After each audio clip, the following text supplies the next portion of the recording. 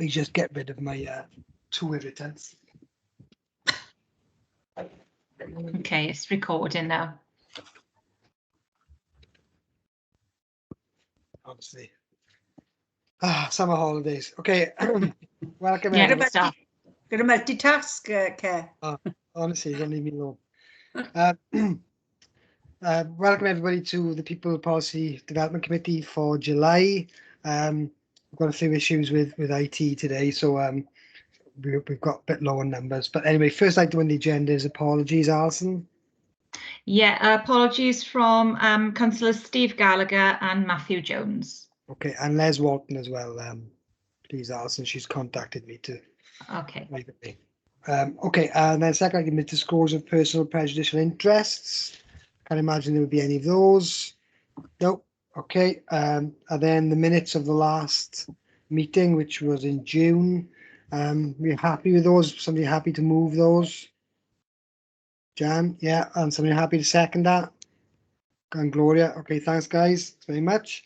We're on to the first item on the agenda then, which is the main item for today, which is this Children and Young People's Rights Scheme. And we've got Katie Spendiff here to take us through, give us a broad brush view of what's going on and how the committee can sort of help with it, really. Katie, over to you. Thank you. Thank you for having me. It's nice to see you all. Yeah, I'm Katie Spendiff and I'm the Rights Policy and Partnership Coordinator at the moment in the Partnership and Involvement team. And the main piece of work that I've been working on over the summer, over this year really, is about refreshing and redeveloping our children's rights scheme and our commitment to children's rights. As you'll know, that's been in place since 2014. And in the last 18 months, we've been working, co-producing with children and young people, members, practitioners, national bodies to look at what a refined and a renewed children's rights scheme looks like, fit for purpose as we recover from COVID. So that's been out for consultation since the middle of June and ends this Saturday on the 31st of July. I think you've all had that link via email, but if not, I'll circulate again at the end of this meeting. If you haven't already completed, please feel free to do so, because obviously what you say is really important. A part of that has been to look at the children's rights scheme and align it to some of the national work, so the principles of the right way approach that Welsh Government, the Children's Commissioner's Office and others use, looking at things like how we embed children's rights across the authority, how we're accountable for that, how we can support children and their families to feel empowered, how we make sure that that's done in a way that doesn't discriminate against particular groups of children and young people, and the bit I guess that I'd really like to focus on in this session is participation. So having that dedicated section within the children's rights scheme that is about what are the mechanisms that we put in place that we can confidently say are inclusive and meaningful and safe spaces for children and young people to be involved in decisions that we make that affect their lives. So like I said, the consultation is out at the moment. It's on the council website, and I'm actually in the LC at the moment. We've been doing sessions through the day with children and young people, which has been lovely to be out in the public.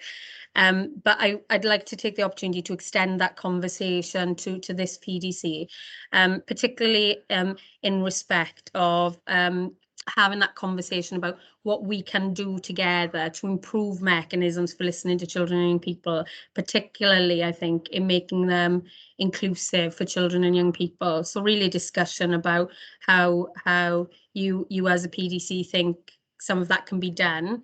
I wonder if as members who are working, very locally with members of the public, if there's good examples that you might share, whether that's in this meeting or afterwards via email, about what is working in communities, what is good inclusive practice, what can we learn from to go forward, and then really if there's any particular areas of work or focus that you think we should take forward, or that where there's opportunity for children and young people and decision makers to work together in the next 12 months or 18 months to come together.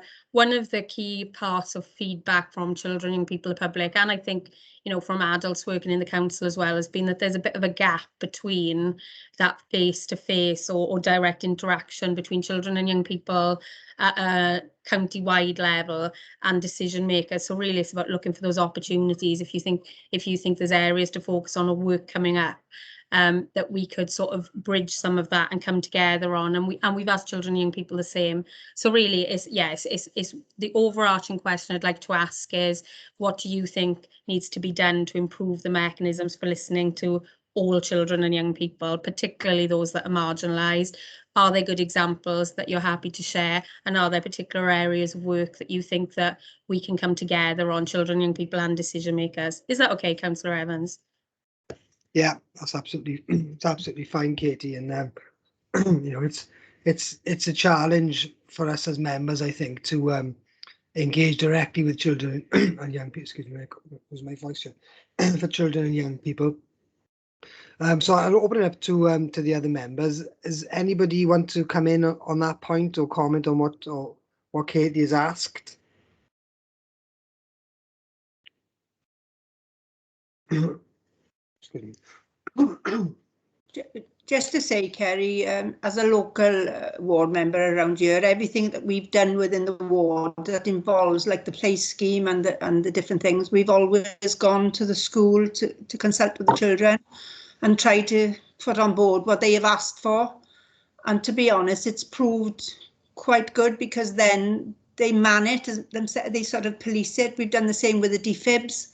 When we've put defibs in the area, we've gone to the schools and spoken to the children, explained how they work, and that it could be their family that need them. So it's always good. I mean, at the end of the day, they're our future, and I think if we don't work with them and get on board what they want, yeah, we banging our heads against the wall. I mean, you're always going to get an element of people that don't get on board with anything you try and do for them, but they're in the minority, thank goodness. And yeah, to me, we should be looking after our children. As I say, they are our future, and we need to consult with them and take on board what they want. yeah. Thank I think you. it's I think it's a good point, Jan, is that a lot of the time when we do consult directly with children and young people, it does tend to be via schools, and it does that does tend to be kind of like I don't know what you describe We've it gone as. to the youth clubs as well, Kay. You know, we've gone to anything that involves the children around here. We've we've got them on board, so it's a good thing to do, to be honest with you. Yeah. Katie must say, I didn't recognise you. Gosh, it's different, you look. My hair is tied up, so you can only see the dark bit, not the blonde bit. I didn't realise it were you for a minute. I thought somebody else was taking your name for a No, I'm like Madonna. I've had a couple of reinventions during lockdown. It's only when you spoke I recognised your voice. Yeah, no, I think you raise a really good point at a really local level in communities and in wards and geographically. That participation and that like empowerment and engagement of children and people happens almost naturally and quite organically for the most part. I think that happens well locally. You know, when I go into youth clubs or into organizations where they're working with specific communities of young people, or you know, a counsellor in a ward that works, and I wonder how we can take that good practice and that good learning and bring it up to that county-wide level. So you know, when we're making decisions that affect all children in Swansea, how do we grow that good participation that happens locally in smaller groups up to that, you know, that authority-wide level, I think, and maybe some of your thoughts on that. You know, obviously that takes more time and more thinking out, and maybe it's about how we plan what we want children and young people to be involved in and give that time.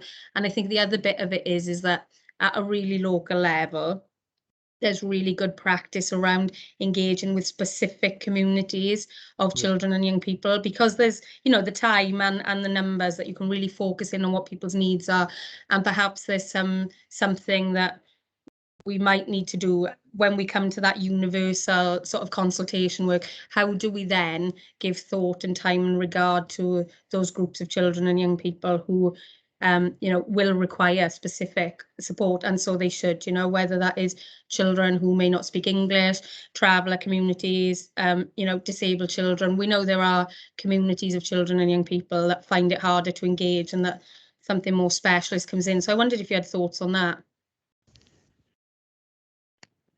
None of them easy questions. No. No, as I said, everybody's got different needs, different asks, haven't they, at the end of the day, and it's difficult to get it 100% right. We're never going to do that. We're never going to get it completely correct at the end of the day. Hannah's put a comment on the group. Hannah, do you want to come in and speak, or you were being shy?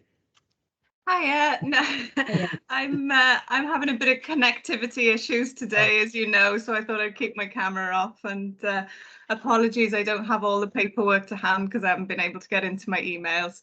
But yeah, I'm just I'm thinking about my own ward and the diversity within my ward, and I think there are, like I put in the chat, I think there are organisations like EYST and the young carers that do look at maybe some groups of young people and children that do have additional challenges and have sometimes additional barriers. I mean, particularly when it comes to young carers, they have a very different world than a child that doesn't have those kinds of responsibilities at such a young age. And I think it's quite important to work closely with those groups because they have a lot of the expertise and a lot of the knowledge and experience to deal with those more specific issues. Okay, thank you. You raise a really good point, and East and the carer centre and some of the young adult carer workers are represented on our children's rights network. So some of the way that we try to reach out to children and young people in those specific communities is through the Children's Rights Network. Is that something, I guess this is a little bit off track, but when we do consultations or things like that come up, is that something that this PDC thinks is a good mechanism? Would you be happy if that work still continued to go out through the Children's Rights Network to those organisations that can provide specialist support? I know, like the other side of the conversation is to bring representatives of those communities together, to talk broadly about decisions that affect children and young people, or we can send it out through organisations, and then organisations can provide that support. That's something we've asked in the consultation about how people want to be represented.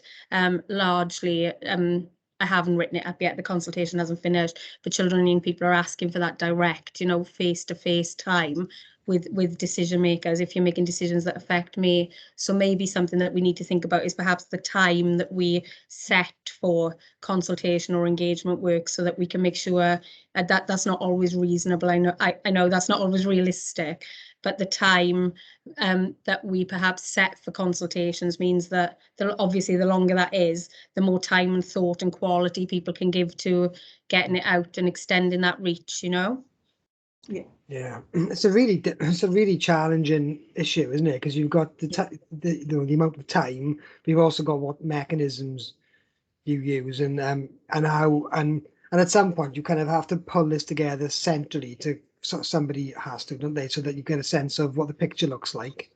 And if there are any gaps in that. I think what you said earlier, Katie, is right, really, isn't it? Because we know that there's loads of stuff that's going on locally, where we're capturing what children and young people want, and we're engaging with children and young people on different issues, whether that's all the new play areas that as councillors we've been putting in across the authority, whether it's things like young carers, and obviously young carers is part of our work plan, and part of that is a strategy, and that involves consultation. And obviously we've got lots of us as councillors have been involved with corporate parenting and participation days, which are great, but the questions always remain is, are we capturing everybody? Is it possible to capture everybody, or are we doing enough to capture enough of those voices? And what does representation look like, isn't it? It's a really challenging issue, isn't it? And it's I don't know. It's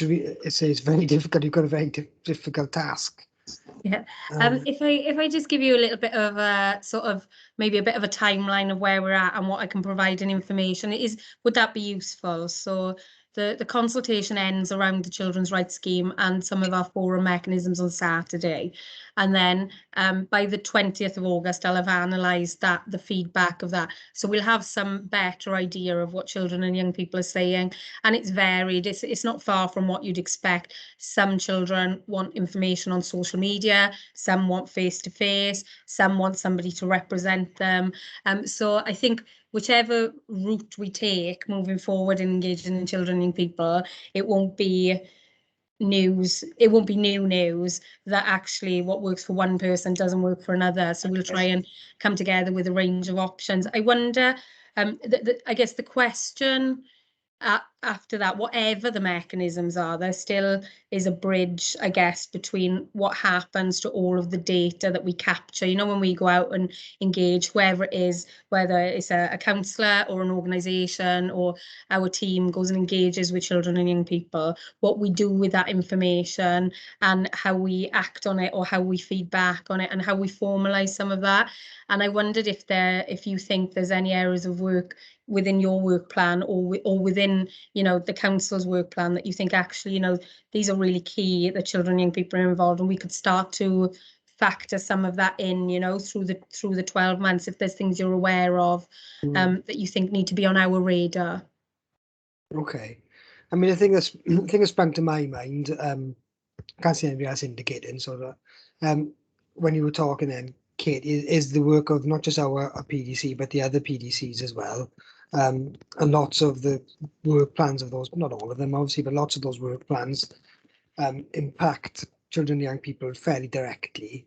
And you know, and how and what sort of involvement children and young people should have with us as committees on those particular items, I guess. I think there's definitely something there that needs to be looked into further, and maybe some of that can be informed by when the consultation does end and you've got some kind of more some data to some quantitative and some qualitative stuff, hopefully, around what children and young people want, because that's the issue, isn't it? Is how do we go from that localized stuff that we all do all the time as councillors and officers, lots of officers are doing stuff, consulting, to like the more formal mechanisms of local government decision making, like the PDCs and beyond, and that's the hard bit, isn't it? And so yeah, maybe it's the end of the consultation can provide that, because certainly that's something we need to take back outside of the PDC to all members and to cabinet and things like that around if anything needs to change about the way that we're engaging with the public, you know, because obviously this meeting is recorded and it's normally streamed live and it's available to the public, but realistically, how many children and young people are going to engage with that is very of course, and we're hoping that some of the consultation will shed some light on that, and you know, particularly in terms of younger children who don't use social media as much, or you know, because the age limits.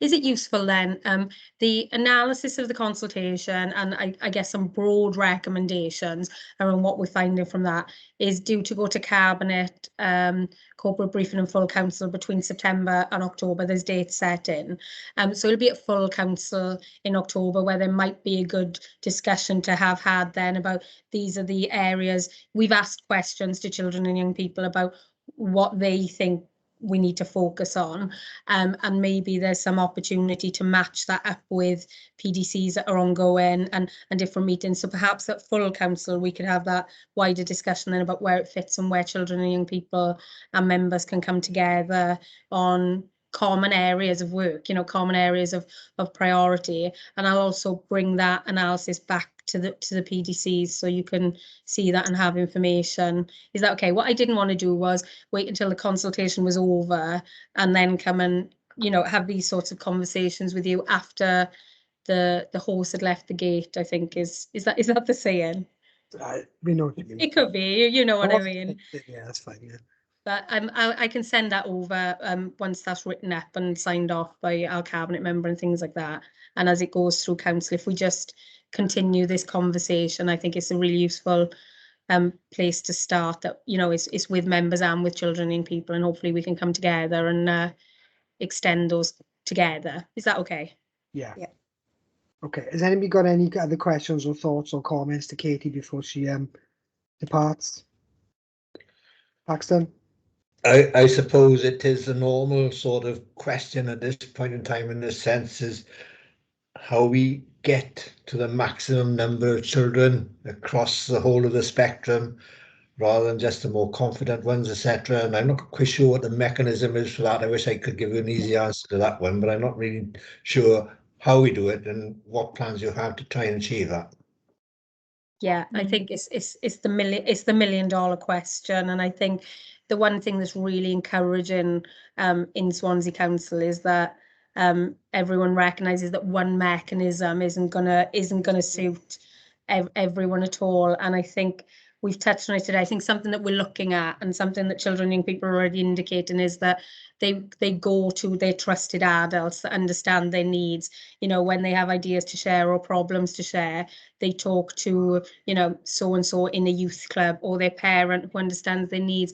And I think our team has some work to do to look at how do we, one, promote information about opportunities so that those trusted adults and children and people can pick up that information themselves.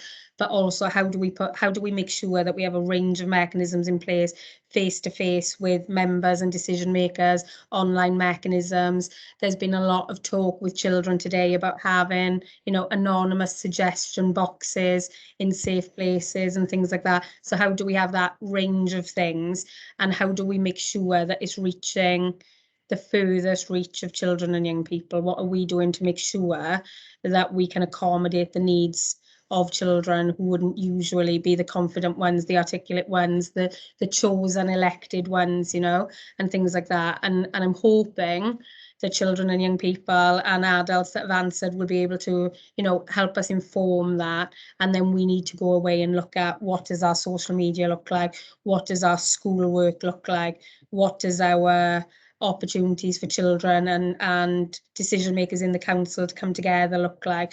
But, you know, I think it's going to take time. I think once the consultation's over, really, it's a new period of co-production and just the start of working together to make sure that's right. But I'm not sure I can answer your question either, Paxton. I think it's something that we have to keep chipping away at, you know. I was just going to say, sorry, I was going to say the harder to reach children are the ones we really need to work with. Absolutely. Yeah, and that's difficult, isn't it? You know, because they obviously are hard to reach. That's why we have problems getting to them. Yeah, and I think, go on, sorry. Sorry, I was going to say, you talk about trusted adults, and they talk to trusted adults, and often I suggest, I would suspect, not suggest, I would suspect that school teachers come very much into that category, particularly. Yeah, absolutely. And perhaps not quite so much at well, but I haven't got that sort of experience. But obviously, how are we tapping into what teachers' information, or what information teachers are getting? Do we get any feedback coming from that route, which might be another mechanism of getting information through to us? Yeah, I think our relationship with schools is pretty good. Lots of the children's rights work that's gone before has meant that we have a lot of direct links with not only the head teacher, but the people who in schools may be in charge of rights work, pupil voice work, things like that. So when we have things to go out, like this consultation, or when they want to feedback to us from schools, it's usually pretty good. I think that sort of system's there. What we're finding when we're talking to children and young people at the moment is, if when schools are doing their own pupil voice and working on issues in school, what we don't know is whether they're common issues around school. So how do we pull together, you know, the things that children are talking about in schools? How do they come together and talk about, this is important to me, and then they recognise, but actually that's important to that school as well, and feed that in. I think the work might be to do in sort of those community organisations. How do we get to those special interest groups? Because not lots, that's not fair. Some groups like Jan said, we know are hardest to reach, and that's why it's hard to get there. But for somebody in Swansea, it's not a hard to reach group. They've qualified, they've trained, and they're working with really, you know, vulnerable children and adults. So, you know, how can we improve? We do it, but how can we improve what children in child and family services are saying, what children in schools are saying, what children in the third sector organisations are saying, bring that together so that we've got that data and that opportunity that you have a chance and children have a chance to talk it out together and understand it together, and then think about how we move forward and act on it where that's within the remit of our organisation to do so, you know. Schools is okay. Okay, thank you. Thanks, Katie. That's worries. I think also it's, you know, it's worth mentioning that the amount of work that has gone on in Swansea by yourselves and others in the team around the children's rights agenda, and you know, which is really positive. I think we shouldn't lose sight of that. There's some real strengths within Swansea, and you know, the ongoing commitment to constantly trying to improve that as well is really heartening as well. So I think, you know, it's not, you know, it's really difficult. You've got a big task ahead and always will have, but there's lots of positives there as well. So I think, you know, you should, as officers, and give yourselves a pat on the back as well for the good work that you've done and continue to do. Thank you. Thank you. All right. Thanks, Katie. Thanks for coming along. And we'll speak Thank to you you. soon. Okay. I'll speak to you soon. Bye, guys. All the Thank best. you. Bye. Thank you. On to the next item of the agenda, which is the Swansea Council Volunteer and Strategy Development. And Amy's with us, Amy Hawkins. Hi, good afternoon. Thank you. I must apologise. Sorry, I was joining late, and I've also not been able to access the agenda, so I didn't know when I was going to appear on the agenda. I'm a little bit surprised. I think it might be linked to this sort of the internet some issues with IT today. I know Julia's on the call as well, so I'd be really grateful for her to come in with anything as well. But nice to see you, Julia. I haven't seen you for a while, but I know you've met with our team recently. So last time when I updated you on the progress with this, I was pleased to say that a job had been advertised for someone to come in as a project manager to support with this work, both in Swansea and across the region. This was a time limited post just till the end of the financial year, and unfortunately, nobody was recruited to that position. I think it's one of those things. Perhaps it was the time limited. We also ensured that it had to be a secondment from one of the partner organisations, and perhaps that had limited it. But not to miss the opportunity, we've looked at the funding being used and suggested that the work can be carried out by our partners in the two-third sector umbrella organisations, so SCVS and Neathcourt Talbot CVC in the region. And we're also have asked Welsh Government, I don't know if we've had the feedback yet, I've been chasing this up today, if we could use some of the funding towards working with an evaluator who did some work around the whole volunteering programme that we've been working on the last year. An external evaluator has supported us with this, and one of their recommendations was around our regional multi-agency volunteering strategy, and we're seeing if we can revisit and continue that work with them to help us. So a bit of a positive, well, a negative and a positive on that. So hopefully we'll be able to progress with that work, and the work will be the same outcome, but perhaps not the same approach we were taking. Since I last updated on this as well, the resources from that regional volunteering strategy and work stream have been launched. They're hosted on the West Glamorgan Regional Partnership website, but they're also through SCVS's website. We haven't got them on the council one yet, but we will. And there are 12 information sheets all around volunteering. The resources are absolutely excellent. In fact, I'll add the link into the meeting chat if that's right, and perhaps it can go with the minutes as well. But there's 12 different information sheets. So whether this first step to volunteering, measuring the impact of volunteering for existing groups, volunteering as to support with a career, volunteering risk assessment. So the info sheets are for groups who are existing, brand new groups, you know, so lots of resources out there. They've been developed by absolute experts in the field through all our partners. And there's also toolkits. There's some excellent toolkits. 6 of them have been developed, and these were subcontracted out to experts in the field. So, for example, there's a green recovery toolkit, so linking with volunteering around green recovery. And this was supported via the environmental network as well. So people who are in the field who know about this. There was also an animated video as well that's been created. So just quite a short video, but around first steps to volunteering as well. So that's been made available. So I know none of those are about the volunteering strategy itself. I'll just come on to that very briefly. But all of this is work in progress too. So Anthony Richards in our team, in the Tackling Poverty team, is leading on this piece of work. And he and James and his team and Julia actually met this week looking at this about how they're going to progress this forward. And they've looked at different examples of good practice that's happening. And we have engaged with Monmouthshire Council because they've got an approach that they're taking in terms of volunteering strategy. And I don't know, actually, Julia, this could be a time to see if you want to say something about this, but I think we're going to look to see what Monmouthshire have done and see if there's some learning we can take from that when we co-produce the strategy locally. Indeed, Amy. Monmouthshire are an example of best practice in terms of local authorities and volunteering strategy and moving forward with best practice volunteer management.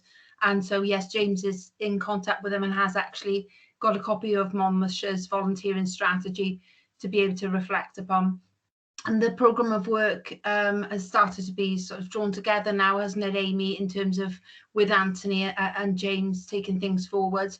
And we've committed to ongoing meetings on a regular basis, and things are progressing well, as there's a kind of research part of the work at the moment. So they're drawn together as well. Swansea Bay University Health Board's volunteering strategy is another example of a statutory sector volunteering strategy, and all of those kind of bits are being drawn together as part of the research. So yeah, really exciting and moving forward quite nicely.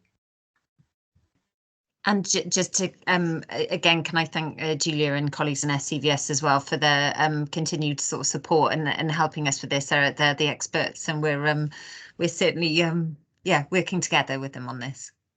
It's our pleasure to help, and obviously Swansea Council has been recruiting and managing volunteers quite successfully over the years, and now it's about sort of pulling this together, really, isn't it, and getting a kind of agreed approach and a more strategic way of moving forward with it. But we're happy to help. Well, okay, that's nice. That's really interesting. Before I bring anybody else, and I was just wondering whether we don't have a committee in August. The next one is third week in September, I believe. So I was wondering whether would it be possible for us to have maybe a brief presentation, I know, around some of the key principles of kind of the examples that you gave, the Monmouthshire and the Swansea Bay one, the kind of thinking that's driving the Swansea development of the strategy for, just so the committee members can have a little bit more, you know, we know it's not going to be the final thing or anything silly like that, but just bring more meat in the bones, so we can kind of see where things are going, the kind of key principles that's informing your think. Is that something that would be possible? I mean, maybe Julia, that your best place to do it, or a combination of yourselves and officers. I don't know. Is that possible? I mean, I don't know. Maybe it isn't. I wouldn't like to speak out of turn, Amy, but I would think it is entirely possible, Councillor. Yeah, it'd be really good. Really good. It'd be good if we can do it like a workshop, if possible. You know, through just a piece of development work. Yeah, the whole point is we want to co-produce it, and your partners in this as well as the as PDC. So we'd want your input in it. A workshop would be really good, actually, because, you know, we've tried to stay away from having too many workshops because of issues around sort of circumventing the PDCs, and we don't want that to happen.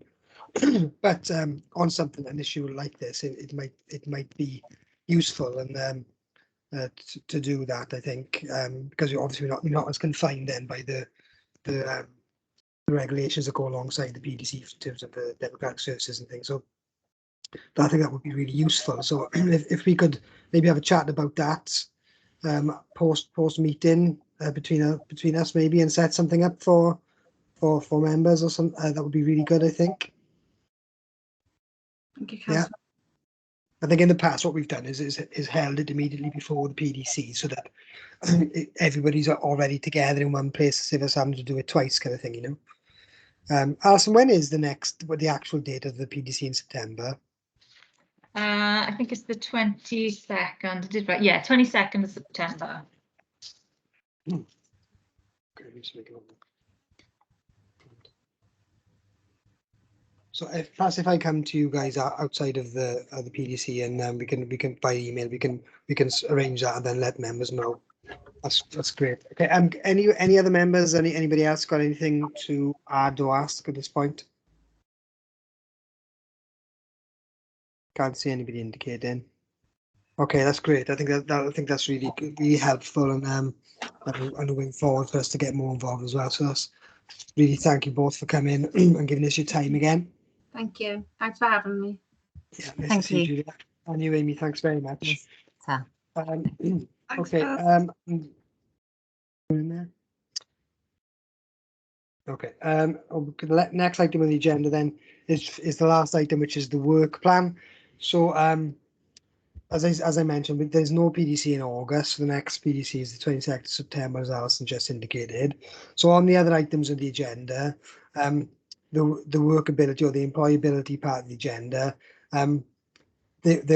we will pick that up again in September because there's issues with people leaving and leave for this meeting. So that's why there's no update on that.